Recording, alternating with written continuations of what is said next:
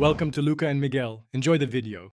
You start by opening Settings and going straight to Apps so you don't waste time. Once there, scroll or search for the app name. This targets the exact package you'll change. Make sure you're using an account with normal admin privileges so you can modify app permissions. Tap the app entry to open its detail page.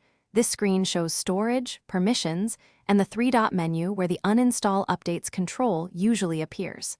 Proceed to the app controls now.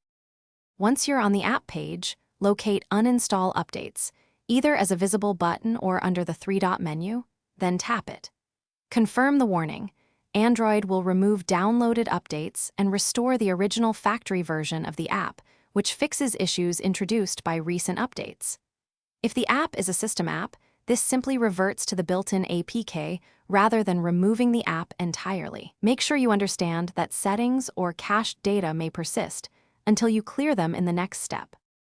After uninstalling updates, clear cache and app data if you want a fresh start, then reboot the device so the reverted app registers correctly.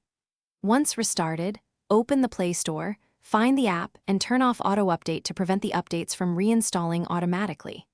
If you find Uninstall Updates grayed out, check that the app isn't a device administrator or a protected system component.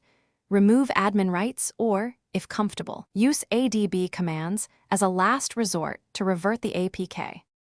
Thanks for watching and please subscribe. It's the best investment you'll ever make.